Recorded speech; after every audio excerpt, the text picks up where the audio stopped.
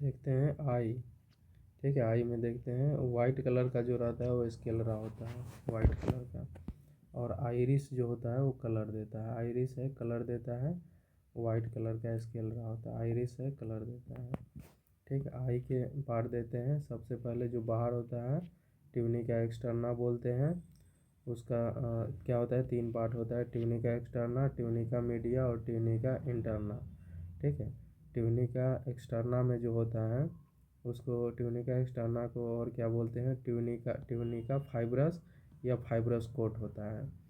इसमें tunica externa में क्या होता है, कॉर्निया होता है और स्केलरा होता है।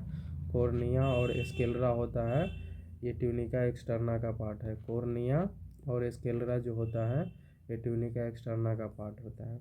ट्यूनिका मीडिया में क्या होता है, ट्यूनिका मीडिया का दूसरा नाम क्या है, मतलब ट्यूनिका वेसिकुलोसा। ट्यूनिका मीडिया का दूसरा नाम क्या है, ट्यूनिका वेसिकुलोसा। इसमें मिडिल वाला में 3 पार्ट होता है। ट्यूनिका मीडिया में आइरिस होता है, सिलियरी बॉडी होता है और क्रोवाइड होता है। आइरिस होता है, सिलियरी बॉडी होता है और क्रोवाइड होता है। आइरिस होता है, सिलियरी बॉडी होता है और क्रोवाइड होता है। और ट्यूनिका इंटरना में सबसे अंदर क्या होता है, रेटिना होता है। ट्यूनिका इंटरना में सबसे अंदर रेटिना होता है, इसको ट्यूनिका नर्वोजा भी बोलते हैं, ट्यूनिका नर्वोजा भी बोलते हैं। ठीक है, सबसे अंदर क्या होता है, ट्यूनिका इंटरना रेटिना होता है जिसको ट्यूनिका नर्वोजा भी बोलते हैं। ठीक है, सिलियरी बॉडी में अभी देखे थे क्या क्या होता है। आउटर पार्ट में क्या होता है, स्केलरा जो होता है 5 बाई कितना है, 5 बाई क्या होता है, 5/6 पार्ट जो होता है स्केलरा होता है, वाइट कलर का जो होता है वो देखने को मिलता है 5/6। ठीक है, फिर क्या होता है, उसके बाद क्या होता है, एक्सटर्ना में क्या होता है, कॉर्निया भी देखने को मिलता है। कॉर्निया जो होता है ये ट्रांसप्लांट होती है। ठीक है, कॉर्निया जो होता है ट्रांसप्लांट होती है और 1/6 पार्ट ये होता है। ठीक है, ठीक है, सामने से नहीं दिखता है, कॉर्निया जो होता है सामने से नहीं दिखता है। ठीक है, कॉर्निया होता है ट्रांसप्लांट होती है, ये 1/6 पार्ट होता है और 5/6 पार्ट होता है स्केलरा होता है। ठीक है, और प्यूपिल्स अब देखते हैं मीडिया वाला क्या क्या था। आइरिस होता है, एक आइरिस होता है। ठीक है, फिर क्या होता है, सिलियरी बॉडी होता है, सिलियरी बॉडी होता है। उसके बाद क्रोवाइड होता है। ठीक है, क्रोवाइड। ठीक है, उसके बाद क्या होता है, क्रोवाइड होता है। और फिर क्या होता है, सबसे अंदर ट्यूनिका इंटरना में क्या होता है, रेटिना देखने को मिलता है, सबसे अंदर वाला पार्ट। ठीक है, सबसे अंदर वाला पार्ट होता है क्या होता है, रेटिना।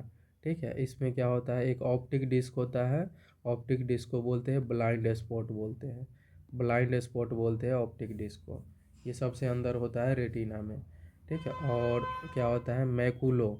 ठीक है, मैकुला जो होता है, मैकुला होता है रेटिना के अंदर, ये विजन देता है मैकुला। ठीक है, ये क्या होता है, मतलब फोविशियस क्या होता है, फोविलियल विजन पे वर्क करता है, फोविलियल विजन पे। ठीक है, सस्पेंसरी लिगामेंट से जुड़ा होता है ये। ठीक है, और सबसे बीच में जो होता है वो लेंस देखने को मिलता है। प्यूपिल जो होता है आइरिस के अंदर होल, आइरिस के अंदर होल है। ठीक है, प्यूपिल जो रहता है आइरिस के अंदर जो रहता है क्या, होल रहता है।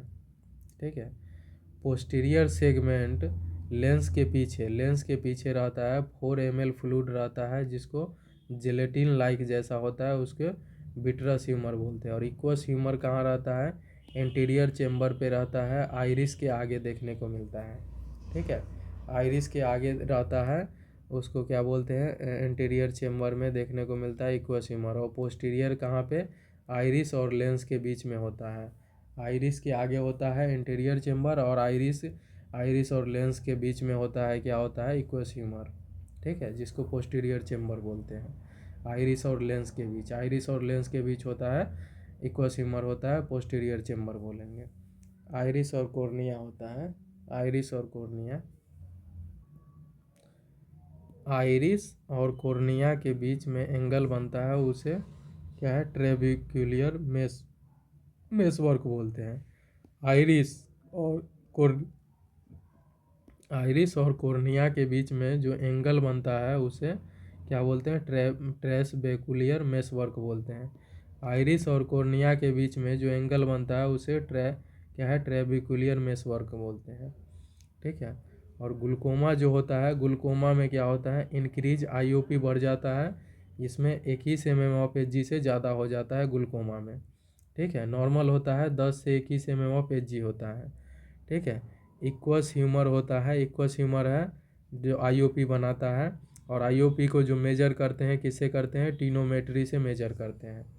डायग्नोसिस ऑफ ग्लूकोमा को कैसे करेंगे, डायग्नोसिस, ऑप्टिक डिस्क डैमेज हो जाएगा, इसमें इंक्रीज आईओपी हो जाएगा, या लॉस ऑफ विजन, दो या दो से, मतलब दोनों में से दो या दोनों से अगर ज़्यादा हो जाएगा तो उसको ग्लूकोमा बोल रहे हैं। या ऑप्टिक डिस्क डैमेज हो गया है, इंक्रीज आईओपी है, या लॉस ऑफ विजन देखने को मिला है। ठीक है। ऑप्टिक डिस्क डैमेज हो गया है, इंक्रीज आईओपी है, या लॉस ऑफ विजन हो गया है तो। ठीक है।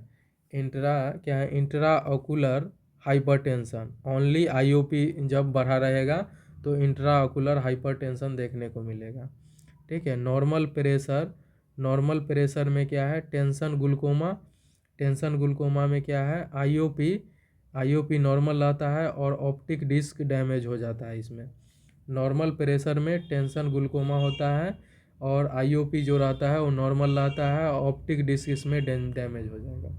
और ग्लूकोमा में क्या होता है, ओनली टू क्या है, एनी 2 of 3 ग्लूकोमा जो पढ़े हैं, एनी 2 of 3 हो जाएगा तो उसको हम बोलते हैं ग्लूकोमा। या ऑप्टिक डिस्क डैमेज है, इंट्राऑकुलर प्रेशर और विजन लॉस, मतलब तीन में से दो में देखने को मिला है आउट ऑफ 3।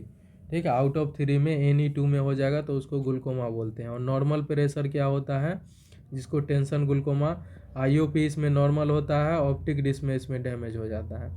और इंट्राऑकुलर हाइपरटेंशन ओनली इंक्रीज हो जाएगा आईओपी में तो देखने को मिलता है। एक होता है, 2 टाइप का होता है, ओपन एंगल ग्लूकोमा होता है, और एक होता है क्लोज एंगल ग्लूकोमा होता है। ओपन एंगल जो ग्लूकोमा होता है उसको प्राइमरी ओपन एंगल ग्लूकोमा बोलते हैं, प्राइमरी ओपन एंगल ग्लूकोमा बोलते हैं। और जो होता है एक होता है क्लोज एंगल ग्लूकोमा, इसको प्राइमरी क्लोज एंगल ग्लूकोमा बोलते हैं। ठीक है। और जो होता है ओपन एंगल ग्लूकोमा जो होता है, जो प्राइमरी ओपन एंगल है, 80% में देखने को मिलता है, मतलब most commonly open angle glaucoma देखने को मिलता है। क्लोज ग्लूकोमा है 20% ही होता है। ठीक है। इटियोलॉजी देखते हैं ओपन एंगल ग्लूकोमा का। ठीक है। ऑब्स्ट्रक्शन हो जाएगा इन द ट्रेबिकुलर मेसवर्क में। ठीक है। या लेस ड्रेनेज देखने को मिलता है। ठीक है। और इसमें क्या होता है, कंप्लीट क्या है, क्लोज एंगल में कंप्लीट ब्लॉकेज हो जाता है इसमें। ठीक है।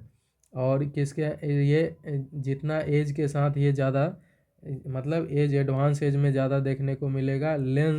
लेंस फॉरवर्ड बल्ज हो जाएगा, लेंस फॉरवर्ड क्या है, बल्ज हो जाएगा। ठीक है। और क्या है, क्या है, मतलब पेरिस्टाल्टली, क्या है, मतलब क्या है, पेरिस्टाल्टली। ठीक है। प्यूपिल कैसा है, तो डायलेटेड देखने को मिलेगा। ठीक है। परसिस्टेंटली इसमें क्लोज वाला में क्या है, क्लोज एंगल ग्लूकोमा में परसिस्टेंटली प्यूपिल कैसा, डायलेटेड देखने को मिलेगा। और ये होता है ओपन एंगल ग्लूकोमा जो होता है ये क्रोनिक, क्या है, क्रोनिक ग्रेजुअली देखने को मिलेगा। और ये होता है क्लोज एंगल ग्लूकोमा, ये एक्यूट होता है, सडन एब्रप्ट होता है क्लोज एंगल ग्लूकोमा। ठीक है। और ये होता है ओपन होता है, क्रोनिक होता है जो ग्रेजुअल बढ़ता है। पेन इसमें कैसा रहेगा, तो ओपन एंगल जो ग्लूकोमा होता है वो पेनलेस होता है, ओपन एंगल ग्लूकोमा। और क्लोज एंगल ग्लूकोमा होता है वो उसमें पेन ज़्यादा देखने को मिलता है। ठीक है। और साइन एंड सिम्टम है, open angle glaucoma mild symptom देखने को मिलता है, और क्लोज एंगल ग्लूकोमा होता है सीवियर होता है और इमरजेंसी सिचुएशन होता है close angle glaucoma. Sign symptom क्या देखने को मिलेगा, साइन सिम्टम जो है ग्लूकोमा का क्या है, टनल विजन देखने को मिलता है, टनल विजन। ठीक है। इसमें क्या है, पेरीफेरी विजन लॉस हो जाता है। ठीक है। और सेंटर विजन इसमें रहता है, प्रेजेंट रहता है। इसमें क्या है, टनल विजन में है पेरीफेरी विजन लॉस होता है, पेरीफेरी विजन लॉस होता है इसमें टनल विजन में। और सेंटर विजन रहता है वो प्रेजेंट रहता है। ठीक है। कलर्ड क्या है, मतलब कलर्ड हेलोज देखने को मिलता है, कोई भी ऑब्जेक्ट देखोगे तो चारों तरफ से लाइट जैसा दिखाई देगा। ठीक है, कलर्ड हैलोज और टनल विजन देखने को मिलता है क्या है, ग्लूकोमा में। ठीक है, टनल विजन जो होता है, पेरीफेरी विजन लॉस हो जाता है और सेंट्रल विजन प्रेजेंट होता है। और कलर्ड हैलो होता है क्या है, कोई भी जब ऑब्जेक्ट देखेंगे तो चारों तरफ से लाइट जैसा दिखाई देगा, चारों तरफ से लाइट जैसा दिखाई देगा, उसको बोलते हैं क्या है, कलर्ड हैलोज बोलते हैं, कलर्ड हैलोज। मैनेजमेंट कैसे करेंगे, क्या है, प्रोस्टाग्लैंडिन एनालॉग हम यूज करेंगे, प्रोस्टाग्लैंडिन एनालॉग। एग्जाम्पल क्या है, मतलब लेटोनो, ठीक है, लेटेनोप्रोस्ट हम देंगे, ये फर्स्ट लाइन ड्रग होता है, ये ओपन एंगल ग्लूकोमा में यूज करेंगे। फर्स्ट लाइन ड्रग देंगे ओपन एंगल ग्लूकोमा में, फर्स्ट लाइन ड्रग हम देंगे प्रोस्टाग्लैंडिन एनालॉग। ठीक है, क्या है, मतलब लेटेनोप्रोस्ट।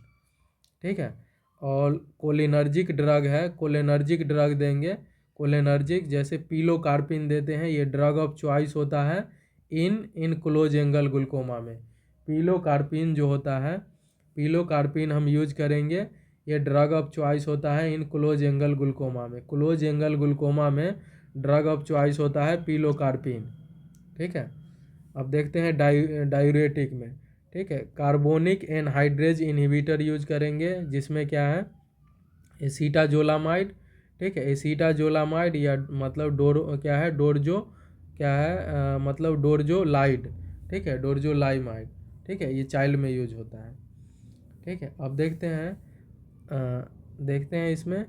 ठीक है, और भी कुलैरिस ओकुलाई होता है, आईलिड के क्लोज में हेल्प करती है। ओकुलोगाइरिस क्या ओकुलाइरिस ओकुलाइरी जो होता है आईलिड के क्लोज में हेल्प करती है। ठीक है, और ये क्या होता है, कन्वर्जेंस ऑफ बोथ आई। ठीक है, मीडियल रेक्टस मसल्स करता है, medial rectus muscle, conversion of both I. Surgical management क्या करेंगे, ठीक है, मतलब आइरेडेक्टोमी करते हैं, आइरेडेक्टोमी। आइरिस के पार्ट में कुछ कट करते हैं। ठीक है, और फिर क्या होता है, मतलब आइरेडोटोमी। ठीक है, आइरिस में स्मॉल होल बनाते हैं। ग्लूकोमा ट्रीटमेंट में, ठीक है, लाइफ लॉन्ग ड्रग चलता है। ठीक है, ग्लूकोमा के ट्रीटमेंट में लाइफ लॉन्ग ड्रग चलता है। ठीक है, और ग्लूकोमा की ट्रीटमेंट थेरापी में पूरी लाइफ कंटिन्यू रहती है। ग्लूकोमा की ट्रीटमेंट थेरापी पूरी लाइफ कंटिन्यू रहती है।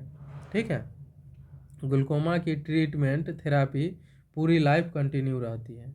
ठीक है, सिलियरी मसल लेंस को फोकस करने में हेल्प करती है। ठीक है, सिलियरी जो मसल होता है, सिलियरी मसल लेंस को फोकस करने में हेल्प करती है। ठीक है, सिलियरी मसल है, लेंस को फोकस करने में हेल्प करती है। ठीक है, ग्लूकोमा के ट्रीटमेंट का डिजायर इफेक्ट आईओपी कंट्रोल या नॉर्मल होना होता है। ठीक है, नोट देखते हैं। आइरिस का मसल डायलेट कॉन्स्ट्रक्शन रिस्पॉन्स के लिए, ठीक है, डायलेट या कॉन्स्ट्रिक्शन के रिस्पॉन्स के लिए होता है आइरिस का मसल। ठीक है, सिलियरी जो मसल्स होता है लेंस के फोकस के लिए ज़रूरी होता है। सिलियरी मसल होता है लेंस के फोकस के लिए ज़रूरी होता है, सिलियरी मसल। ठीक है, सिलियरी जो मसल होता है, सिलियरी मसल्स लेंस को फोकस के लिए ज़रूरी होता है। और आइरिस का जो मसल होता है डायलेट और कंस्ट्रिक्शन के रिस्पॉन्स के लिए ज़रूरी होता है आइरिस मसल। ठीक है, और सिलियरी मसल्स जो होता है लेंस के फोकस के लिए ज़रूरी होता है। ओपन एंगल ग्लूकोमा में लॉस ऑफ पेरीफेरी विजन देखने को मिलता है, जिसको टनल विजन बोलते हैं। लॉस हो जाता है पेरीफेरी विजन, उसको टनल विजन बोलते हैं, और ओपन एंगल ग्लूकोमा में देखने को मिलता है। ठीक है, नेक्स्ट देखते हैं कैटरेक्ट देखते हैं।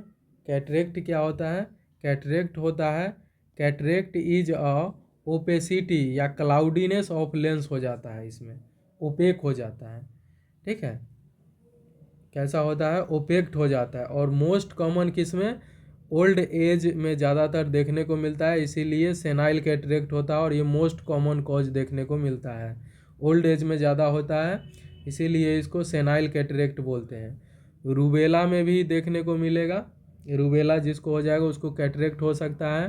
ट्रोमा हो गया है या पेनिट्रेशन या इंजरी है, यूवी रेडिएशन है, सिस्टमेटिक कॉर्टिकोस्टेरॉइड ले रहा है तो, डायबिटिक मेलाइटस है या स्मोकिंग कर रहा है तो। लेकिन मोस्ट कॉमन कैटरेक्ट है सेनाइल कैटरेक्ट होता है, देखने को मिलता है। क्लिनिकल फीचर्स क्या देखने को मिलेगा, इसमें ब्लर्ड विजन हो जाएगा, ब्लर्ड विजन देखने को मिलेगा, डबल विजन देखने को मिल जाएगा। ठीक है, डबल विजन जिसको डिप्लोपिया बोलते हैं, ग्लाड देखने को मिलेगा। ठीक है, लाइट का फोकस सही नहीं जाता है, लाइट का फोकस सही नहीं जाता है, उसको ग्लार्ग बोलते हैं। ठीक है, कलर हैलोज देखने को मिलेगा, कलर हैलोज। ठीक है, ब्लड विजन देखने को मिलेगा, डबल विजन हो जाएगा जिसको डिप्लोपिया बोलेंगे, ग्लार देखने को मिलेगा, ग्लार। ठीक है, क्या है, लाइट का फोकस सही नहीं जाता है, ग्लार। और क्या है, कलर्स हैलोज भी देखने को मिलेगा, कलर्स हैलोज भी देखने को मिले। ब्लड विजन है, डबल विजन हो जाएगा जिसको डिप्लोपिया बोलते हैं। ग्लार्ग देखने के, लाइट का फोकस सही नहीं जाता है, कलर्ड हैलोज देखने को मिलेगा। ठीक है, डायग्नोस्टिक इवाल्युएशन में हम करेंगे तो विजुअल एक्यूटी टेस्ट करते हैं। ठीक है, विजुअल एक्यूटी टेस्ट करेंगे, नॉर्मल जो होता है 6 मीटर की दूरी से देखते हैं, 6x6 रहेगा तो नॉर्मल होता है। ठीक है, और क्या होता है, मतलब एक रहता है। उसके बाद क्या है, स्लिम लैंप माइक्रोस्कोपिक टेस्ट करते हैं, स्लिम लैंप माइक्रोस्कोपिक हम करते हैं, ये क्लाउडी और वाइट प्यूपिल बताता है। स्लिम लैंप माइक्रोस्कोपिक क्लाउडी और वाइट प्यूपिल को बताता है। ठीक है, सेनेल चार्ट है, सेनेल चार्ट जो होता है, सेनेल चार्ट जो होता है विजुअल एक्यूटी टेस्ट को बताता है। ठीक है, सेनेल चार्ट जो होता है, ठीक है, विजुअल एक्यूटी टेस्ट को बताता है। ठीक है, और स्लिम लैंप माइक्रो क्लाउडी और वाइट प्यूपिल, एक होता है ग्लार्ग टेस्ट होता है।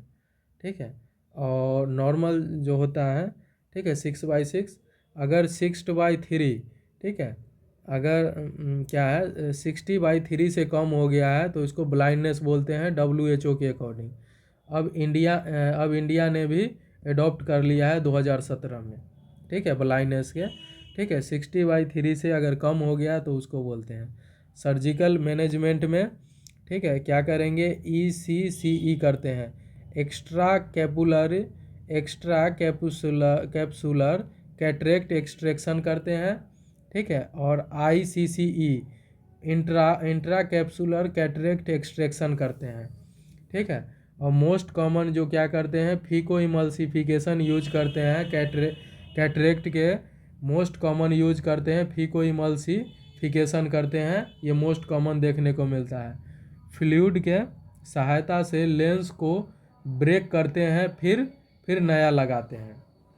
फ्लूइड के सहायता से लेंस को ब्रेक करते हैं, फ्लूइड के सहायता से लेंस को ब्रेक करते हैं फिर नया लगाते हैं, फ्लूइड के सहायता से लेंस को ब्रेक करते हैं और फिर नया लगाते हैं, उसको फीको इमल्सिफिकेशन जो होता है मोस्ट कॉमन सर्जिकल मैनेजमेंट होता है कैटरेक्ट का।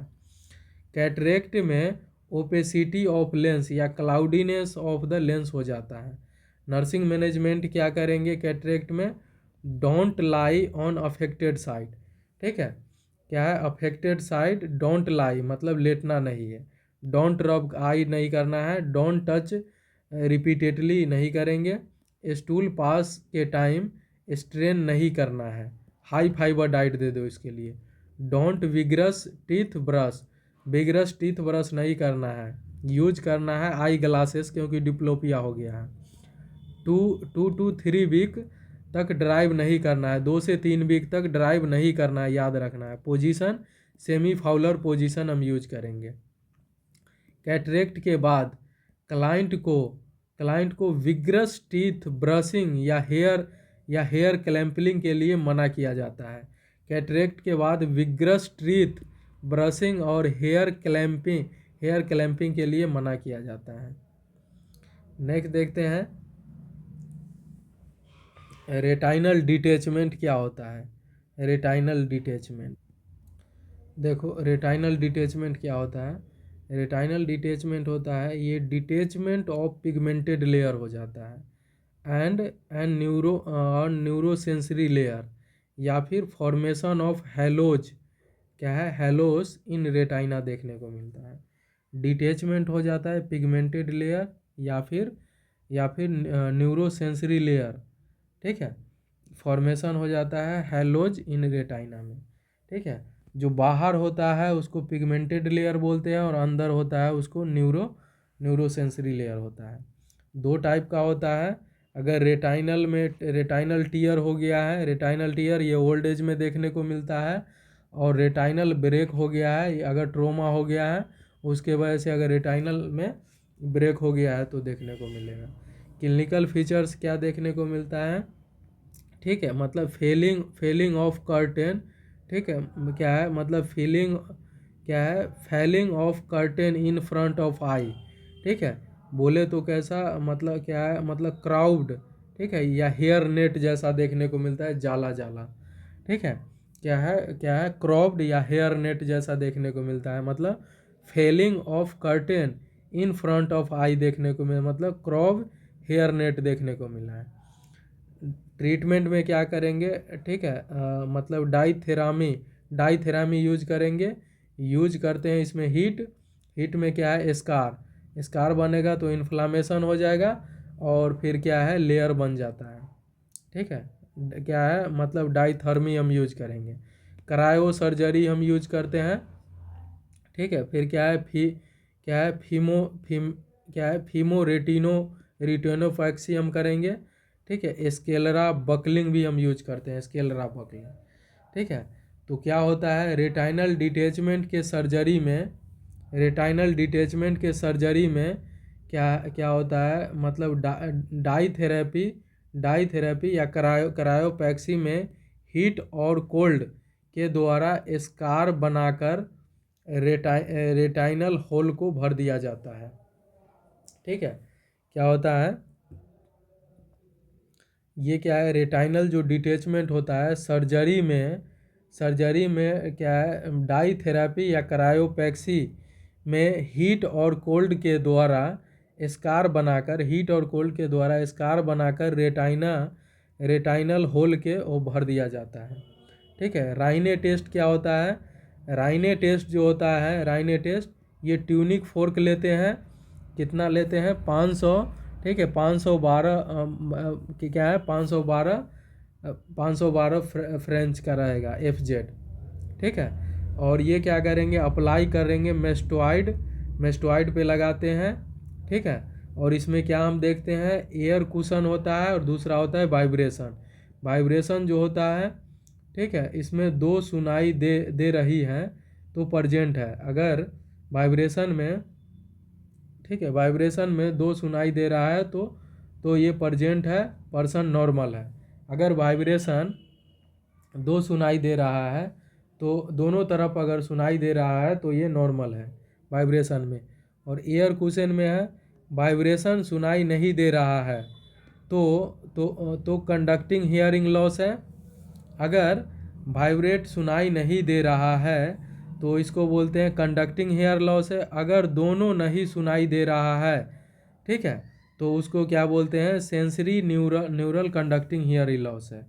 वाइब्रेशन अगर सिर्फ वाइब्रेशन सुनाई नहीं दे रहा है तो कंडक्टिंग हियरिंग लॉस है। अगर दोनों नहीं सुनाई दे रहा है तो सेंसरी न्यूरल हेयर लॉस है, ठीक है। अगर वाइब्रेशन दो सुनाई दे रहा है दोनों तरफ तो ये क्या है नॉर्मल है, ठीक है। और एयर कंडक्शन और वाइब्रेशन मतलब वाइब्रेशन सुनाई नहीं दे रहा है तो कंडक्टिंग हियरिंग लॉस है। अगर दोनों मतलब एयर कंडक्शन और वाइब्रेशन दोनों सुनाई नहीं दे रहा है तो सेंसरी न्यूरल हियरिंग लॉस होता है इसमें राइने टेस्ट में, ठीक है। अब दूसरा देखते हैं बेवर टेस्ट में हेड के मिड लाइन पे रखते हैं, ठीक है। बेवर टेस्ट है हेड के मिड लाइन पे रखते हैं जो कि कान में प्रॉब्लम होता है उस कान में लाउड सुनाई देता है, बहुत ज़्यादा आवाज़ आता है बेवर टेस्ट में। बेवर टेस्ट में हेड के मिड लाइन पे रखते हैं, जो कान में प्रॉब्लम होता है उस कान में क्या है लाउड सुनाई देता है बेवर टेस्ट में। ठीक है, अब देखते हैं ये क्या है। राइने टेस्ट में ट्यूनिक फोर्क जो 512 हर्ट्ज का था को मेस्टोइड प्रोसेस में अप्लाई करते हैं तथा उसके बाद पेशेंट को आवाज़ सुनने के लिए कहते हैं। जब वह कहता है कि उन आवाज़ कि उसे आवाज़ सुनाई नहीं दे रहा है, तो तब ट्यूनिक फोर्क को उसके कान के पास ले जाकर पास ले जाते हैं और उसे सुनने के लिए कहते हैं। अगर क्लाइंट को अब आवाज़ सुनाई नहीं देता है तो उसे कंडक्टिंग हियरिंग लॉस शो करता है। ठीक है, नॉर्मल कंडीशन में जो होता है, ठीक है, नॉर्मल कंडीशन में जो होता है, ठीक है, एयर कंडीशनर जो रहता है वो ज़्यादा रहता है, ठीक है, बीसी से। ठीक है, और जो क्या है कंडक्टिंग हियरिंग लॉस जो होता है, ठीक है, ये बीसी क्या होता है नॉर्मल कंडीशन में एयर कंडीशन वो मतलब ज़्यादा रहता है। ठीक है, बोन कंडक्शन से एयर कंडक्शन ज़्यादा होता है, एयर कंडक्शन ज़्यादा होता है नॉर्मल में बोन कंडक्शन से। लेकिन क्या है कंडक्टिंग हियरिंग लॉस में है बोन कंडक्शन ज़्यादा हो जाता है, क्या है एयर कंडीशन से। ठीक है, याद रखना है अच्छे से। ठीक है, अब देखते हैं नेक्स्ट मिनियर डिसीज। मिनियर्स डिसीज देखते हैं नेक्स्ट। आइए देखते हैं क्या है मिनियर्स डिसीज। मिनियर्स डिसीज जो होता है इसको इंडोलिम्फ हाइड्रोप्स भी बोलते हैं। इंडोलिम्फ में क्या होता है अमाउंट बढ़ जाता है फ्लूइड को, ये इनर ईयर और लेब्रियंथ भी बोलते हैं। ठीक है, एक्सटर्नल ईयर ये होता है, एक्सटर्नल ईयर जो होता है किससे बना होता है कार्टिलेज से बना होता है, जिसमें पिन्ना और ऑरिकल होता है। ठीक है, और कोंका भी होता है। ठीक है, एक्सटर्नल ऑडिटरी मिएटर्स और कैनाल होता है।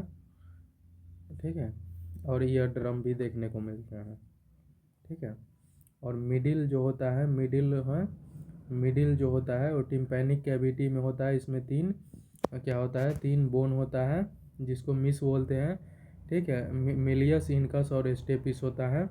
और मिस का जो शेप रहता है ह्यूमरस शेप का रहता है, और इनकस का क्या रहता है कि ठीक एनविल शेप का रहता है इनकस का। ठीक है, और स्टेपिस का कैसा रहता है स्ट्रॉइड अप रहता है, स्ट्रॉइड अप। कैसे याद करना है शॉर्टर मिस हैज एम बोले तो। ठीक है, मेलियस का कैसा रहेगा तो ह्यूमरस रहेगा। इनकस का कैसा रहेगा एविल शेप रहेगा, एनविल शेप का रहेगा। ठीक है, और स्टेप्स का कैसा रहेगा ठीक है, स्टेपिस का कैसा रहेगा। ठीक है, स्टेपिस का कैसा रहेगा तो स्टीरियप रहेगा। ठीक है, इनर ईयर में तो पता ही है। ठीक है, इनर ईयर में देखते हैं। ठीक है, मसल्स रहेगा, 2 मसल्स रहेगा। ठीक है, एक होता है टेंसर टिम्पैनिक रहता है। ठीक है, टेंसर टिम्पैनिक रहता है। दूसरा कैसा रहता है मतलब स्टीवियस मसल्स रहता है, स्टीवियस मसल्स। ठीक है, स्टेशियन ट्यूब जो हो गया है इंटरस्टिशियल ट्यूब होता है, इसमें नेजोफेरिंग्स होता है। ठीक है, देखते हैं इनर ईयर में क्या क्या होता है। लेब्रियंथ होता है जिसमें क्या क्या है बोनी लेब्रिंथ होता है जो सबसे अपर पार्ट में देखने को मिलता है। ठीक है, उसके बाद क्या होता है मतलब मेम्ब्रेनियस लेब्रियंथ होता है बीच में। उसके बाद क्या है पेरिलिम्फ भी देखने को मिलता है। ठीक है, क्या होता है बॉडी लिम्फ होता है, मेम्ब्रेनियस लेब्रियंथ होता है और पेरिलिम्फ भी होता है। ठीक है, बॉडी। ठीक है, बॉडी जो होता है वेस्टिब्यूल जो होता है वो बैलेंस को कंट्रोल करता है। वेस्टिब्यूल जो होता है बॉडी बोले तो वेस्टिब्यूल को बैलेंस काम करता है। और कोकिलिया जो होता है हियरिंग में काम करता है, कोकिलिया जो होता है हियरिंग सुनने में काम करता है। क्लिनिकल फीचर्स क्या हो गया है इसका, क्लिनिकल फीचर्स क्या होता है मेनियस डिसीज़ का क्लिनिकल फीचर्स क्या होता है टिनाइटस होता है, वर्टाइगो होता है। टिनाइटस होता है और वर्टाइगो होता है। क्या होता है ठीक है। इसमें क्या है, टेनाइटस और वर्टाइगो देखने को मिलता है। टेनाइटस और वर्टाइगो किसमें, मेनियस डिसीज में क्या है, टेनाइटस और वर्टाइगो देखने को मिलता है। ठीक है, टेनाइटस वर्टाइगो देखने को मिलता है। ट्रीटमेंट में क्या करते हैं, क्या है मतलब लेबिरेंथेक्टोमी करते हैं, लेबिरेंथेक्टोमी। ठीक है, देखिए क्या है, टिनाइटस और वर्टाइगो ट्राइड होता है भाई, इसमें एक देखना पड़ेगा क्या है। मेनियस डिसीज में इंडोलिम्फ के इंडोलिम्फ में अमाउंट बढ़ जाता है। अगर पेशेंट की लेम्ब्रेक्टोमी सर्जरी की जाती है तो उसे सर्जरी से पहले यह बताना ज़रूरी होता है कि परमानेंट इरिवर्सिबल डिफनेस हो जाता है। क्या है, परमानेंट इरिवर्सिबल डिफनेस हो सकता है। मेनियस डिसीज में इंडोलिम्फ के अमाउंट बढ़ जाती है और यह पेशेंट की लेम्बरेक्टोमी सर्जरी की जाती है और उसे सर्जरी से पहले बताना ज़रूरी है कि परमानेंट इरिवर्सिबल डिफनेस हो जाता है। ठीक है, अब देखते हैं नेक्स्ट, ऑटोस्क्लेरोसिस। ऑटोस्क्लेरोसिस क्या है, ऑटोस्क्लेरोसिस हो जाएगा तो इसमें कंडक्टिंग हियरिंग लॉस देखने को मिलता है। ठीक है, और ऑटोस्क्लेरोसिस में क्या होता है, एस्किमरज साइन देखने को मिलता है। क्या है, SCHWARTJ, एस्किमरज साइन देखने को मिलता है। ठीक है, ये क्या है, रेडनेस हो जाता है ब्लूइश इन मिडिल ईयर में, रेडनेस ब्लूइश हो जाता है मिडिल ईयर में। ठीक है, तो ये देखने को मिलता है। ठीक है, क्या होता है, ऑटोस्क्लेरोसिस में क्या होता है, CHN का लॉस होता है, कंडक्टिंग हियरिंग लॉस का। ठीक है, ऑटोस्क्लेरोसिस में क्या देखने को मिलता है, क्या एस्किमरज साइन देखने को मिलता है, एस्किमरज साइन। ये रेडनेस हो जाता है ब्लूइश इन मिडिल ईयर में। ठीक है, तो ऑटोस्क्लेरोसिस के क्लाइंट में कंडक्टिंग हियरिंग लॉस को दूर करने के लिए हियरिंग ऐड का यूज किया जाता है। ऑटोस्क्लेरोसिस के क्लाइंट में कंडक्टिंग हियरिंग लॉस को दूर करने के लिए हियरिंग ऐड का यूज किया जाता है। GCS जो होता है, GCS पता ही है। ठीक है, GCS क्या होता है। ठीक है, क्या होता है, अगर डेड पेशेंट है तो उसका क्या है, 3 स्कोर होगा। ठीक है, और अब कितना, 3 से 8 हो जाएगा, उसको सीवियर ब्रेन इंजरी बोलते हैं। और 9 से 12 हो गया, उसको मॉडरेट ब्रेन इंजरी बोलेंगे। और 13 से 15 हो गया, उसको माइनर ब्रेन इंजरी बोलते हैं। ठीक है, 15 होता है एक्यूरेट। डेड पेशेंट का 3 स्कोर होता है, 3 से 8 होता है सीवियर ब्रेन इंजरी के, 9 से 12 मॉडरेट ब्रेन इंजरी के, और 13 से 15 होता है माइनर। ठीक है, और रिपीटेटिव एफेजिया जो होता है, रिपीटेटिव एफेजिया होता है, ये वर्निक्स को शो करता है। वर्निक्स को शो करता है, मतलब टेम्पोरल लोब को में दिक्कत होगा तो देखने को मिलता है। रिपीटेटिव एफेजिया जो होता है, रिपीटेटिव एफेजिया है, ये वर्निक्स को शो करता है।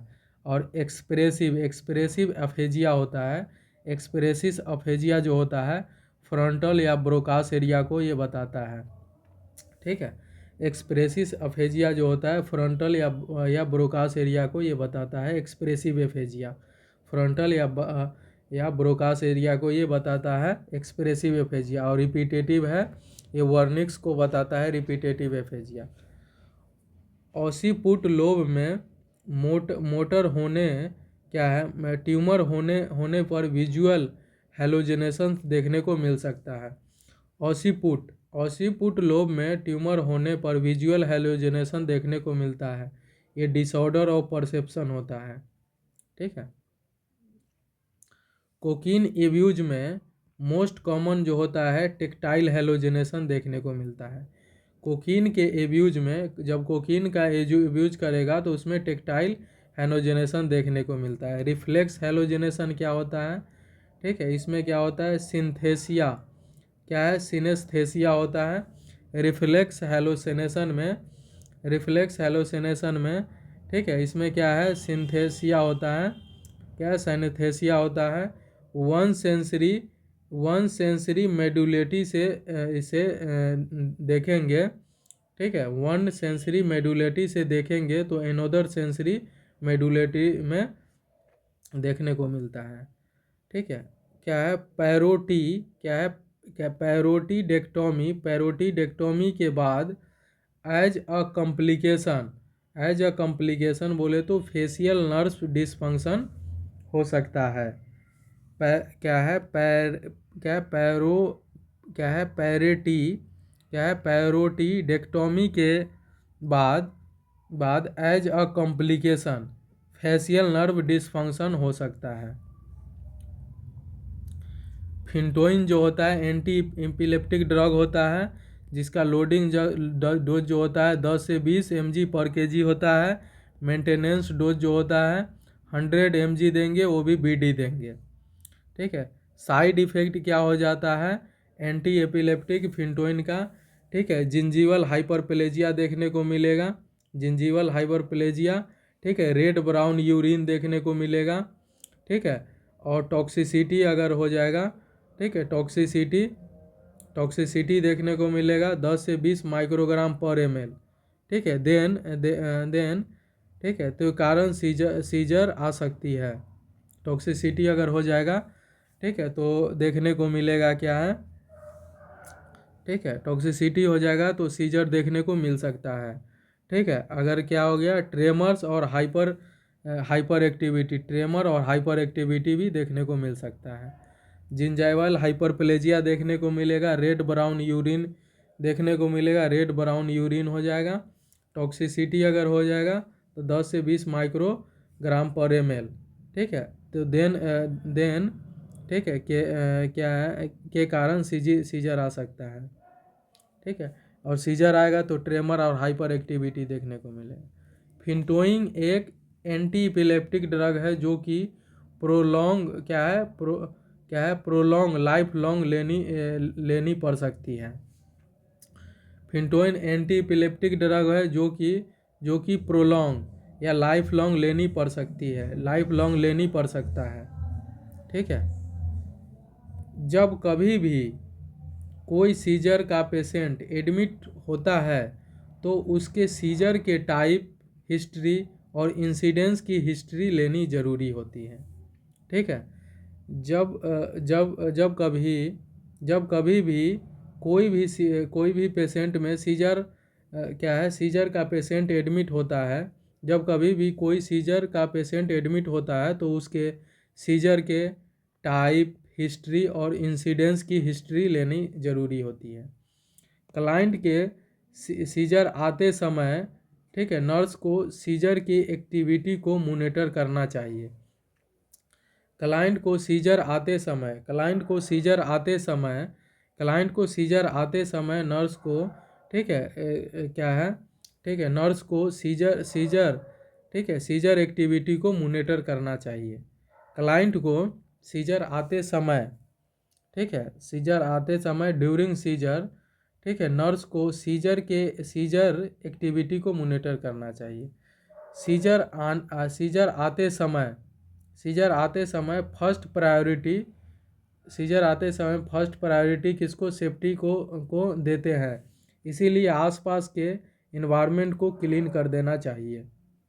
ठीक है, अगर किसी क्लाइंट को क्या है ड्रग कोई ड्रग ओरली देनी हो लेकिन क्लाइंट एनपीओ हो तो नर्स को एससीपी से पूछना चाहिए कि क्या यह ड्रग आईवी फॉर्म में अवेलेबल है।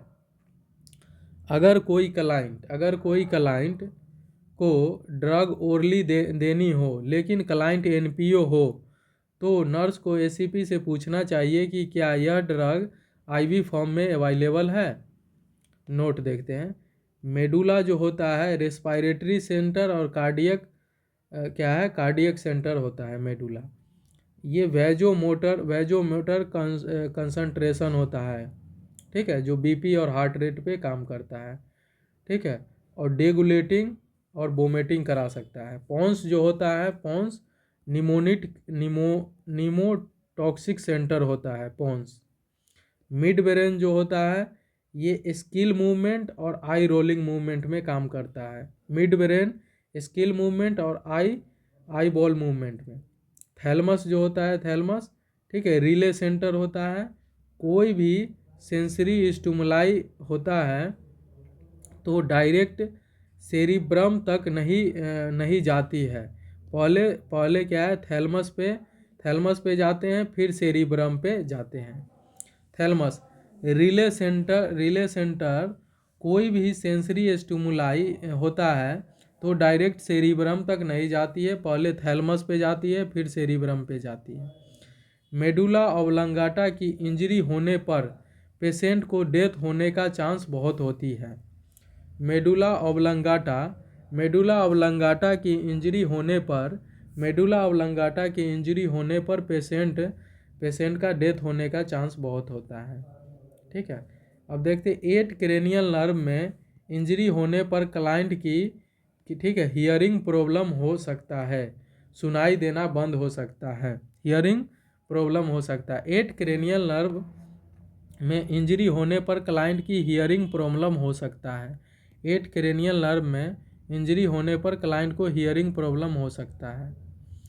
अनकॉन्शियस क्लाइंट में एलिमिनेशन कंट्रोल का लॉस हो जाता है। अनकॉन्शियस क्लाइंट में एलिमिनेशन कंट्रोल का लॉस हो जाता है, एलिमिनेशन कंट्रोल का लॉस हो जाता है। एक्सप्रेसिव अफेजिया के क्लाइंट को बोलने के लिए पॉजिटिव फीडबैक देना चाहिए। यह क्लाइंट को रीइंफोर्समेंट लाता है। एक्सप्रेसिव अफेजिया मतलब ब्रोकास में दिक्कत हुआ है कि क्लाइंट को बोलने के लिए पॉजिटिव फीडबैक देना चाहिए, यह क्लाइंट में रीइंफोर्स लाता है। Most common fracture in newborn में मोस्ट कॉमन फ्रैक्चर क्या होता है, क्लेविकल फ्रैक्चर होता है। मोस्ट कॉमन फ्रैक्चर जो है चिल्ड्रेन में क्या होता है, सुप्राकोंड्राइल फ्रैक्चर होता है। चिल्ड्रेन में जो होता है सुप्राकोंड्राइल फ्रैक्चर होता है। यंग एडल्ट में क्या होता है, स्केफॉइडल फ्रैक्चर होता है यंग एडल्ट में। और ओल्डर पीपल में जो होता है कोलिज फ्रैक्चर मोस्ट कॉमन होता है। ओल्डर पीपल में कोलिज फ्रैक्चर होता है। यंगर एडल्ट में क्या है स्केफॉइड फ्रैक्चर होता है। और चाइल्ड में जो होता है सुप्राकोंड्राइल फ्रैक्चर होता है। और न्यूबॉर्न में क्लेविकल फ्रैक्चर होता है। न्यूबॉर्न में क्लेविकल फ्रैक्चर, चाइल्ड में होता है सुप्राकोंड्राइल फ्रैक्चर, यंग एडल्ट में है स्केफॉइड फ्रैक्चर होता है। और एल्डर पीपल में कोलिज फ्रैक्चर। हाइपोथैलेमस होता है, ये टेम्परेचर का सेंटर होता है, ठीक है, टेम्परेचर सेंटर, ठीक है। और एंटीरियर वाला जो रहेगा ये हीट लॉस हो जाएगा, एंटीरियर चेम्बर पे वर्क करता है। प्री ऑप्टिक होता है ये एंटीरियर हाइपोथैलेमस जो होता है, इसमें हीट लॉस ये करा देता है एंटीरियर चेम्बर, ठीक है, प्री ऑप्टिक होता है। और हीट का जो प्रोडक्शन कोर करता है पोस्टीरियर हाइपोथैलेमस हो जाता है, ये हीट को प्रोडक्शन करता है। हीट प्रोडक्शन करता है क्या, पोस्टीरियर हाइपोथैलेमस जो है हीट प्रोडक्शन करता है, पोस्टीरियर हीट प्रोडक्शन करता है। और लॉस करता है एंटीरियर प्रोडक्शन, प्री ऑप्टिक होता है, ठीक है। ग्लोबस क्या है, ग्लोबस पैलिडस जो होता है बेसल गैंग्लिया का पार्ट होता है। ग्लोबस पैलिडस जो होता है बेसल गैंग्लिया का पार्ट होता है। ग्लोबस पैलिडस जो है बेसल गैंग्लिया का पार्ट होता है। अगर किसी पेशेंट को हेड इंजरी हो तो टेम्परेचर रेगुलेट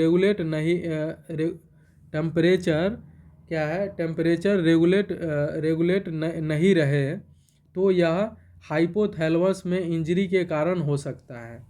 अगर कोई पेशेंट हेड इंजरी है और टेम्परेचर रेगुलेट नहीं हो रहा है, अगर टेम्परेचर रेगुलेट नहीं हो रहे तो यह हाइपोथैलेमस में इंजरी हो सकता है, इंजरी के कारण होता है। जब कभी भी किसी पेशेंट को स्कल इंजरी या हेड इंजरी हो तो नर्सिंग ऑफिसर को ब्रेन इंजरी या इंक्रीज आईसीपी के साइन मरीज को ऑब्जर्व करना चाहिए। जब कभी भी किसी पेशेंट को स्कल इंजरी या हेड इंजरी होता है स्कल इंजरी या हेड इंजरी होता है तो नर्सिंग ऑफिसर को ब्रेन इंजरी और इंक्रीज आईसीपी के साइन को ऑब्जर्व करना चाहिए। ब्रेन इंजरी और इंक्रीज आईसीपी के साइन को ऑब्जर्व करना चाहिए। जब क्लाइंट को स्कल इंजरी या हेड इंजरी हो जाता है तो नर्सिंग ऑफिसर को ब्रेन इंजरी और इंक्रीज आईसीपी के साइन को ऑब्जर्व करना चाहिए। ब्रेन ट्यूमर के पेशेंट में इंक्रीज आईसीपी साइन आ सकते हैं जो कि निम्न होते हैं। ठीक है, टीपीआर एंड बीपी हम याद किए, टेम्परेचर बढ़ जाता है। ठीक है, सिस्टोलिक बीपी बढ़ जाता है। ठीक है, और क्या है, टीपी बोले पल्स कम हो जाता है, रेस्पिरेशन कम हो जाता है, रेस्पिरेटरी डिस्ट्रेस। ठीक है, फीवर देखने को मिल सकता है, स्टूपरस हो जाएगा, सिस्टोलिक बीपी बढ़ जाता है और पल्स प्रेशर बढ़ जाता है। फीवर देखने को मिलेगा, स्टूपरस हो जाता है, सिस्टोलिक बीपी बढ़ जाता है और पल्स प्रेशर बढ़ जाता है। ठीक है, अब देखते हैं मेनिटॉल जो है एक ऑस्मोटिक डायरेटिक होता है जो कि सेरिब्रल एडिमा तथा इंक्रीज आईसीपी को कम करती है। ये थेराप्यूटिक इफेक्ट होता है। ठीक है, ऑस्मोटिक जो डायरेटिक होता है, ये मेनिटॉल जो है ऑस्मोटिक डायरेटिक होता है जो कि सेरिब्रल एडिमा तथा इंक्रीज आईसीपी को कम करता है। ठीक है, ऑस्मोटिक डायरेटिक होता है, ठीक है, जो मेनिटॉल है जो कि सेरिब्रल एडिमा और इंक्रीज आईसीपी को कम करता है। ये थेराप्यूटिक इफेक्ट होता है। ब्रेन ट्यूमर को इंसिजन करने के लिए क्रेनियोटोमी की जाती है। ब्रेन ट्यूमर को इंसिजन करने के लिए क्रेनियोटोमी किया जाता है, जिसके बाद इंक्रीज आईसीपी के साइन को देखना चाहिए, जैसे low level of consciousness. Brain tumour क्या है, ब्रेन ट्यूमर को इंसिजन करने के लिए क्रेनियोटोमी की जाती है। ठीक है, क्रेनियोटोमी की जाती है, जिसके बाद इंक्रीज आईसीपी के साइन को देखना चाहिए, जैसे लो लेवल ऑफ कॉन्शियसनेस। ठीक है, अब हेड इंजरी के क्लाइंट में, ठीक है, हार्ट रेट का स्लो होना यह तय करता है कि पेशेंट का आईसीपी बढ़ गया है। हेड इंजरी के क्लाइंट में हार्ट रेट का स्लो होना यह तय करता है कि पेशेंट का क्या है, आईसीपी बढ़ गया है। ठीक है, रप्चर सेरिब्रल क्या है, रप्चर सेरिब्रल के कारण कलेक्टेड फ्लूइड अर्केनॉइड विलाई को ब्लॉक कर सकता है, जिसके कारण हाइड्रोसिफेलस डेवलप हो सकता है। ठीक है, देखते हैं क्या है, रप्चर सेरिब्रल के कारण ठीक है, फ्लूइड क्या है, कलेक्ट हो सकता है और अर्केनॉइड विलाई को ब्लॉक कर सकता है। रप्चर सेरिब्रल के कारण कलेक्ट फ्लूइड हो जाता है और अर्केनॉइड विलाई को ब्लॉक कर सकता है, जिसके कारण हाइड्रोसिफेलस डेवलप हो सकता है। देखते हैं क्या है, ब्रेन अटैक या स्ट्रोक या सेरिब्रोवास्कुलर एक्सीडेंट। ठीक है, सीवीए। इसमें डिस्ट्रक्शन हो जाएगा ब्रेन टिश्यू का, जिसके कारण ऑक्सीजन सप्लाई नहीं होगा ब्रेन में। जो मोस्ट कॉमन जो होता है इस्चेमिक जो होता है मोस्ट कॉमन होता है, दूसरा होता है हेमरेजिक। ठीक है, इस्चेमिक जो होता है मोस्ट कॉमन होता है, एक होता है थ्रोम्बस होता है इस्चेमिक में और दूसरा होता है एम्बोलाई। ठीक है, तो इस्चेमिक वाला जो होता है मोस्ट कॉमन होता है। ठीक है, पहला है थ्रोम्बस, दूसरा एम्बोलाई होता है। ठीक है, और देखते हैं रिस्क फैक्टर क्या है होने का। हाइपरटेंशन हो गया है। ठीक है, हाइपरटेंशन हो जाएगा, हाइपरलिपिडेमिया है या एथेरोस्क्लेरोसिस, तो ठीक है, एट्रियल फिब्रिलेशन है, स्मोकिंग कर रहा है, ओबेसिटी है, डायबिटिक मेलाइटस है या एडवांस एज है, तो देखने को मिलता है। रिस्क फैक्टर क्या है, हाइपरटेंशन हो गया है, हाइपरलिपिडेमिया या एथेरोस्क्लेरोसिस है, एट्रियल फिब्रिलेशन है, स्मोकिंग है, ओबेसिटी है, डायबिटिक मेलाइटस है, एडवांस एज है। ठीक है, ट्रांजिएंट इस्चेमिक अटैक जो होता है वो रिवर्सिबल होता है। ठीक है, क्यों? क्योंकि ट्रांसजेमिक इस्चेमिक अटैक होता है फ्यू मिनट टू 24 आवर तक हो सकता है, जिसमें ब्लड सप्लाई और ऑक्सीजन सप्लाई कम हो जाता है और सेरिब्रल फंक्शन डिस्टर्ब हो जाएगा टेम्पररी। ठीक है, इसमें नो ब्रेन टिश्यू डिस्ट्रक्शन देखने को मिलता है। ठीक है, इसमें वार्निंग साइन या इम्पेंडिंग साइन आता है। ठीक है, अब देखते हैं कि क्लिनिकल मैनिफेस्टेशन में हेमीप्रेसिस देखने को मिलता है। हेमीप्रेसिस ये क्या होता है? वीकनेस हो जाएगा हेमीप्रेसिस में। ठीक है, वीकनेस ऑफ क्या है मतलब 1/2 ऑफ बॉडी वीकनेस देखने को मिलता है हेमीप्रेसिस में। एग्जाम्पल के लिए, अगर पेशेंट के ब्रेन में राइट साइड के अंदर स्ट्रोक है, तो लेफ्ट साइड के बॉडी के अंदर हेमीप्रेसिस या हेमीप्लेजिया हो सकता है। हेमीप्रेसिस या हेमीप्लेजिया हो सकता है। अगर एग्जाम्पल के लिए, अगर पेशेंट के ब्रेन के राइट साइड के अंदर स्ट्रोक है, तो उसको लेफ्ट साइड के बॉडी के अंदर हेमीप्रेसिस या हेमीप्लेजिया हो सकता है। ठीक है, और हेमीप्लेजिया मतलब क्या है? Paralysis of one half of the body. देखते हैं तीसरा, स्पीच प्रॉब्लम। अगर स्पीच प्रॉब्लम भी देखने को मिलेगा। ABCD, ए बोले तो एक्सप्रेशन में अफेजिया देखने को मिलेगा। अफेसिया ये ब्रोकास और फ्रंटल ओरिया में बोल नहीं पाता है, इसमें एक्सप्रेसिव अफेजिया। ठीक है, बी बोले तो क्या है? बी है, दूसरा है। ठीक है, बी बोले तो वर्निक्स क्या है? रिपीटेटिव अफेजिया में है। रिपीटेटिव अफेजिया में क्या है? वर्निक्स और टेम्पोरल लोब में ये दिक्कत हो गया। सामने वाले क्या बोल रहा है वह अंडरस्टैंड नहीं कर पाता है वर्निक्स में। ठीक है, और सी बोले तो ग्लोबल अफेजिया होता है एक। ठीक है, डी बोले तो डिसार्थिया होता है। डिसार्थिया क्या होता है? डिफ़िकल्टी हो जाएगा स्पीकिंग में ड्यू टू पैरालिसिस या वीकनेस ऑफ क्या है? Speaking muscle. डिसार्थिया है जिसमें डिफ़िकल्टी हो जाएगा स्पीकिंग में due to paralysis of weakness of और स्पीकिंग मसल्स में। एलोजिया क्या होता है? एलोजिया जो होता है एग्नोसिया जो होता है डिफ़िकल्टी इन रिकॉग्नाइज ऑब्जेक्ट। ठीक है, एग्नोसिया जो होता है एग्नोसिया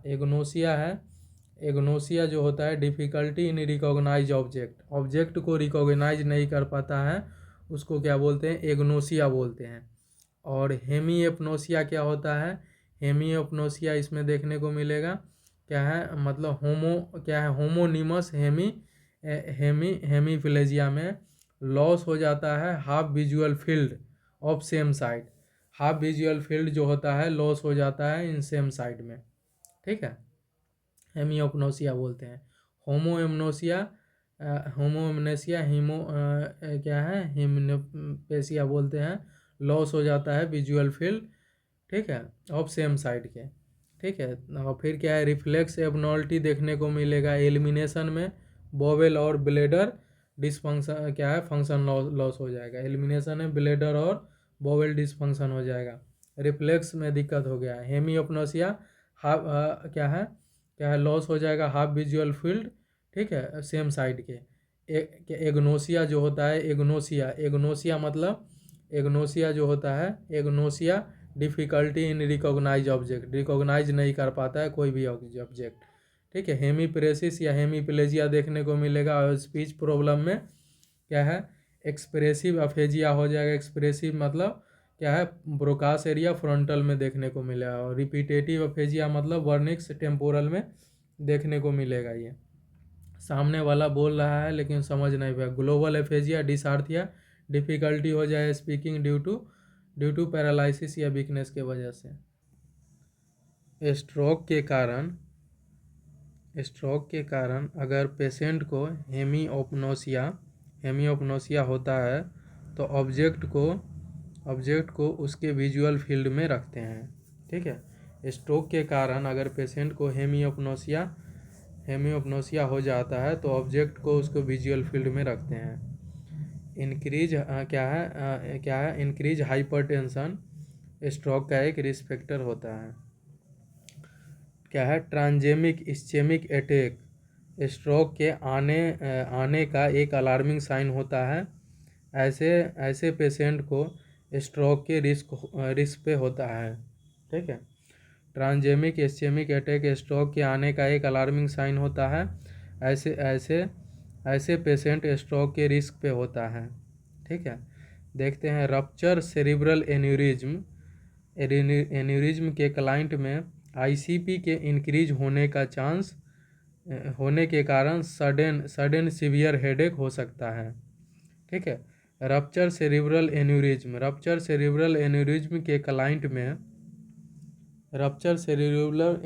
के क्लाइंट में आईसीपी इंक्रीज होने के कारण सडन एक्सेसिव हेडेक हो सकता है। ठीक है, रप्चर सेरिब्रल एन्यूरिज्म के क्लाइंट में आईसीपी इंक्रीज होने के कारण सडन एक्सेसिव हेडेक हो सकता है। ठीक है, ब्रेन अटैक या सीवीए के बाद अगर पेशेंट कोमाटोज हो जाता है तो नर्स को उससे यूरिनरी इनकंटिनेंस को आइडेंटिफाई करना चाहिए। ठीक है, ब्रेन अटैक या सीवीए, ठीक है, ब्रेन अटैक या सेरिब्रोवास्कुलर एक्सीडेंट के बाद, ठीक है, अगर पेशेंट कोमाटोज हो जाता है तो नर्स को उसको यूरिनरी इनकंटिनेंस को आइडेंटिफाई करना चाहिए। ठीक है, ब्रेन अटैक की या सीवीए के क्लाइंट को, ठीक है, क्लाइंट के बाद अगर पेशेंट कोमाटोज हो जाता है तो नर्स को यूरिनरी इनकंटिनेंस को आइडेंटिफाई करना चाहिए। ब्रेन अटैक के बाद लेटरल पोजीशन देते हैं क्योंकि एस्पिरेशन से बचाना है। ठीक है, ब्रेन अटैक अगर हो गया है तो उसको लेटरल पोजीशन देते हैं। ठीक है, लेटरल पोजीशन इसलिए देते हैं क्योंकि एस्पिरेशन का चांस होता है। ठीक है, ब्रेन अटैक में क्या है, लेटरल पोजीशन हम देते हैं ब्रेन अटैक के बाद। ठीक है, ब्रेन अटैक के पेशेंट में ब्रेन टिश्यू के डिस्ट्रक्शन के कारण इमोशनल लाइबिलिटी पाई जाती है। ब्रेन अटैक के पेशेंट में ब्रेन टिश्यू के डिस्ट्रक्शन के कारण इमोशनल लाइबिलिटी पाई जाती है। ब्रेन अटैक के पेशेंट में ब्रेन टिश्यू के डिस्ट्रक्शन के कारण इमोशनल लाइबिलिटी पाई जाती है। ठीक है, डिस्फेजिया के क्लाइंट में नर्स को, ठीक है, मतलब नर्स को स्वेलिंग पर फोकस करना चाहिए। डिस्फेजिया के क्लाइंट में नर्स को स्वेलिंग पर फोकस करना चाहिए। डिस्फेजिया के क्लाइंट में नर्स को स्वेलिंग पर फोकस करना चाहिए। डिसार्थिया जो होता है, डिसार्थिया के क्लाइंट को डिफ़िकल्टी इन स्पीकिंग होती है, इसलिए नर्स को इफ़ेक्टिव कम्युनिकेशन पर फोकस करना चाहिए। डिसार्थिया के क्लाइंट को डिफ़िकल्टी होता है स्पीकिंग में। ठीक है, इसलिए नर्स को इफ़ेक्टिव कम्युनिकेशन पर फोकस करना चाहिए। डिसार्थिया के क्लाइंट में डिफ़िकल्टी होता है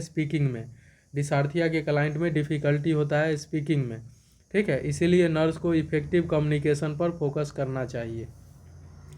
ब्रेन अटैक क्या है? ब्रेन अटैक और स्ट्रोक के पेशेंट को जिस साइड हेमीप्लेजिया होती है उस साइड से बीपी नहीं लेना चाहिए क्योंकि यह इनकरेक्ट रीडिंग देगा। ठीक है, मसल टोन कम हो जाता है।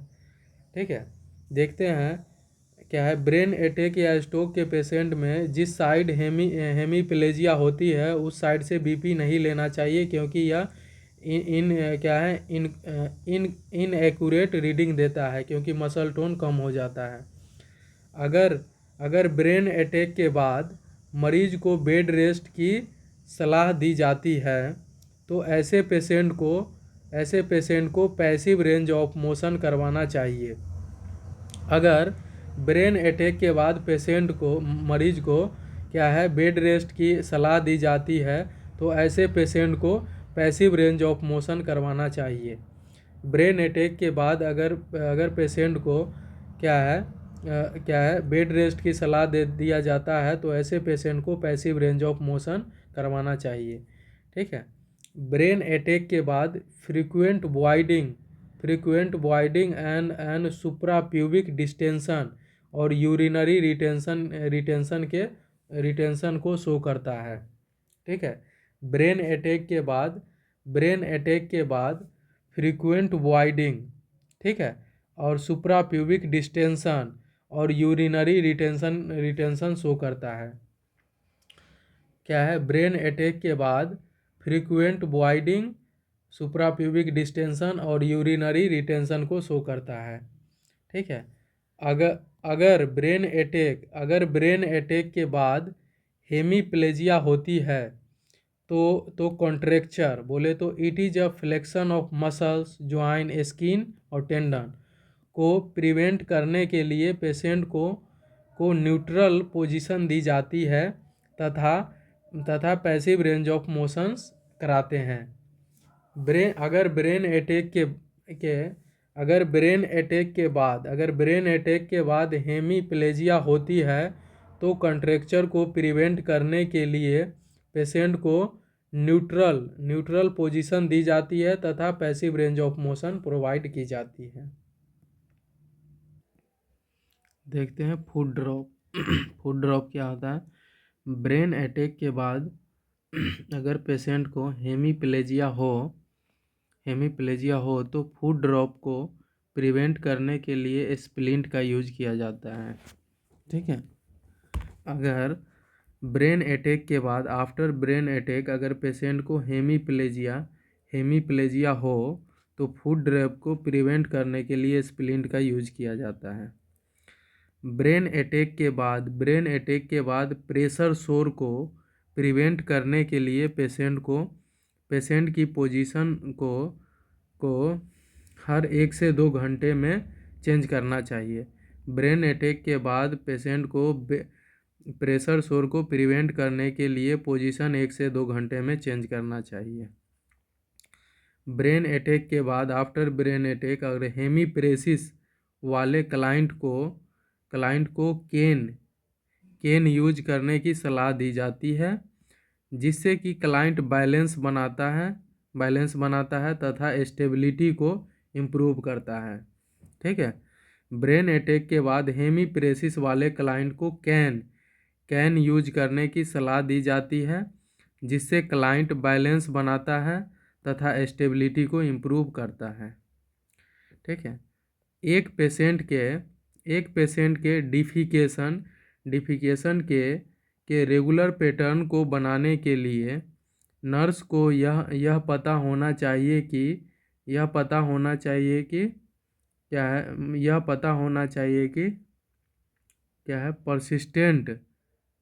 परसिस्टेंट मूवमेंट गैस्ट्रो रिफ्लेक्स के द्वारा स्टार्ट होता है। ठीक है।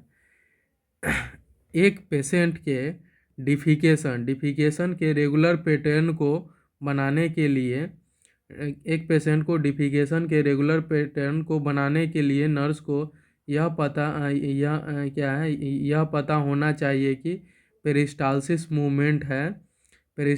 मूवमेंट जो क्या है गैस्ट्रोकोलिक रिफ्लेक्स के द्वारा स्टार्ट होता है।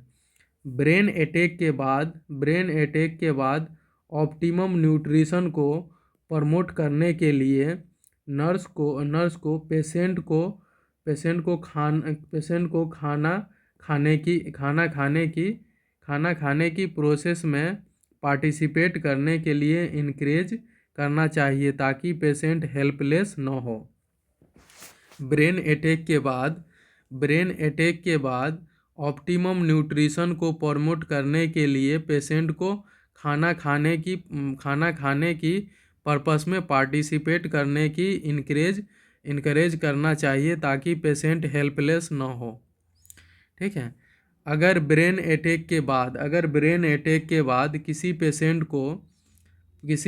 को फेस क्या है किसी पेशेंट को क्या है फीकस इनकंटीनेंस होता है तथा नर्स को उसके लिए स्टूल को पास करने के लिए ठीक है डिफिनिट टाइम फिक्स करना चाहिए। ठीक है, डिफिनिट टाइम फिक्स करना चाहिए। ठीक है, बोले तो ठीक, adhering to a defined time to attend evacuation. ठीक है। ब्रेन अटैक के बाद किसी पेशेंट को फीसेस इनकंटीनेंस होता है तो नर्स को उसके लिए स्टूल पास करने के लिए डिफिनिट टाइम फिक्स करना चाहिए ताकि ठीक है, बोले तो adhering to define time to attend evacuate. ठीक है। अगर ब्रेन अटैक के बाद यूरिनरी इनकंटीनेंस को प्रिवेंट करने के लिए नर्स को कोशिश करना चाहिए कि पेशेंट कॉन्स्टिपेशन न हो, क्योंकि कॉन्स्टिपेशन के कारण ब्लैडर कंप्रेशन होता है जिससे यूरिनरी इनकंटीनेंस बढ़ जाता है। ब्रेन अटैक के बाद यूरिनरी इनकंटीनेंस को प्रिवेंट करने के लिए नर्स को कोशिश करना चाहिए कि कॉन्स्टिपेशन न हो, क्योंकि कॉन्स्टिपेशन के कारण ब्लैडर कंप्रेस होगा जिसके कारण यूरिनरी रिटेंशन बढ़ जाता है। ब्रेन अटैक के बाद फैमिली मेंबर को पेशेंट की एक्टिविटी में असिस्टेंस के लिए प्रमोट करना चाहिए। ठीक है। ब्रेन अटैक के बाद फैमिली मेंबर को पेशेंट की एक्टिविटी में असिस्टेंस के लिए प्रमोट करना चाहिए। बोले तो ask the spouse for assistance in a planning. ठीक है, those activity most helpful to the client. ठीक है। अगर ब्रेन अटैक के बाद फैमिली मेंबर मरीज को खुद कुछ भी नहीं करने देते हैं। ठीक है।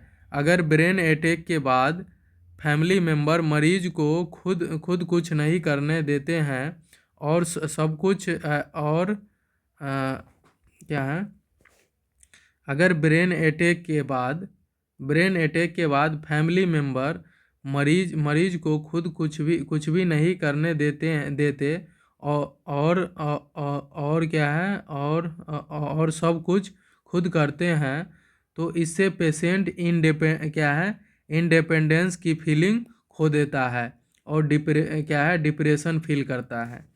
अगर ब्रेन अटैक के बाद फैमिली मेंबर मरीज को खुद कुछ भी नहीं करने देता है और सब कुछ वो खुद करता है। ठीक है, तो इससे पेशेंट इंडिपेंडेंस फीलिंग खो देता है जिससे डिप्रेशन फीलिंग देखने को मिलेगा। ठीक है। एक्सप्रेसिव अफेजिया जो होता है ब्रोकास एरिया में देखने को मिलता है। अफेजिया ऑफ क्लाइंट स्पीकिंग और राइटिंग में प्रॉब्लम देखने को मिलेगा। ठीक है, स्पीकिंग और राइटिंग में प्रॉब्लम देखने को मिलेगा।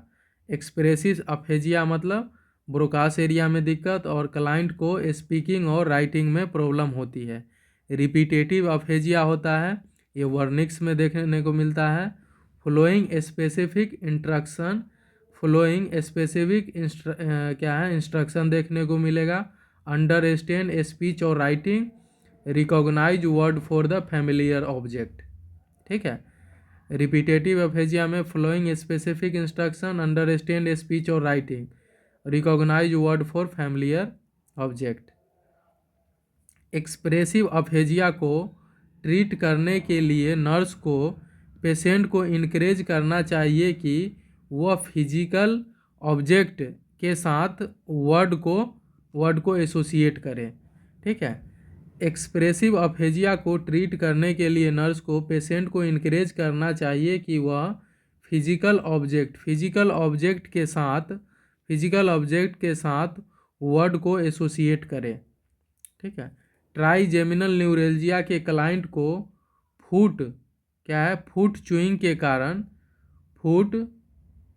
ट्राइजेमिनल न्यूरेल्जिया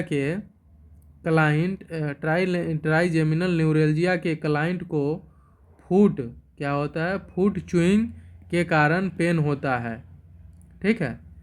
इसीलिए वो खाना खाना कम कर देता है। इसीलिए नर्स को क्लाइंट में, ठीक है, स्टारवेशन और डिहाइड्रेशन के साइन साइन के लिए अलर्ट करना चाहिए, ठीक है। न्यूरेल्जिया वाले पेशेंट में, ठीक है, च्यूइंग के कारण पेन होता है, ठीक है, इसके लिए वह खाना कम कर देता है। इसीलिए नर्स को क्लाइंट में स्टारवेशन और डिहाइड्रेशन की साइन को अलर्ट करना चाहिए।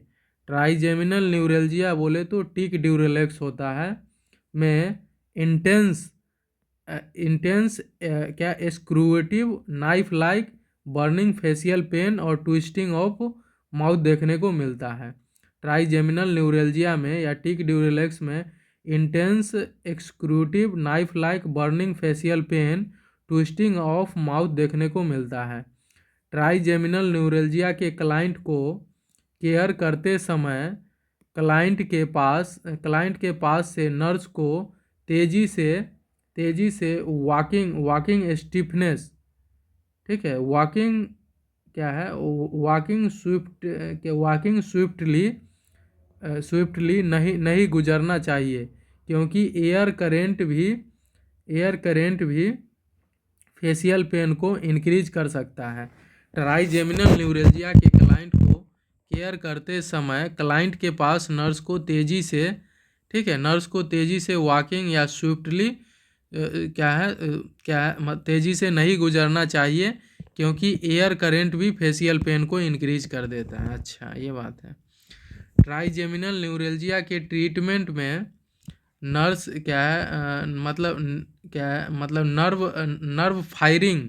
नर्व फायरिंग को कम करने के लिए एंटी सीजर मेडिकेशन क्या देते हैं, मतलब कार्बामेजेपिन यूज करते हैं। ट्राइजेमिनल न्यूरेल्जिया में ट्राइजेमिनल न्यूरेल्जिया के ट्रीटमेंट में नर्व फायरिंग को कम करने के लिए एंटी सीजर मेडिकेशन कार्बामेजेपिन यूज करते हैं। ट्राइजेमिनल न्यूरेल्जिया में क्लाइंट में क्या है, मतलब एक्चुएटिव क्या है, मतलब एक्जर्वेशन फटीग तथा इनएडिक्वेट न्यूट्रिशन इनटेक देखने को मिलता है। ट्राइजेमिनल न्यूरेल्जिया में, ठीक है, क्या है, मतलब एक्जुगेशन और फटीग तथा इनएडिक्वेट न्यूट्रिशन इनटेक देखने को मिलता है। ट्राइजेमिनल न्यूरेल्जिया में क्लाइंट में क्या है, मतलब एक्जुगेशन और फटीग तथा इनएडिक्वेट न्यूट्रिशन देखने को मिलता है। ट्राइजेमिनल न्यूरेल्जिया के क्लाइंट को अनअफेक्टेड साइड को फूड च्यूइंग की सलाह दी जाती है, ठीक है। टू हॉट या फिर कोल्ड फूड को अवॉइड करने के लिए कहा जाता है, ठीक है।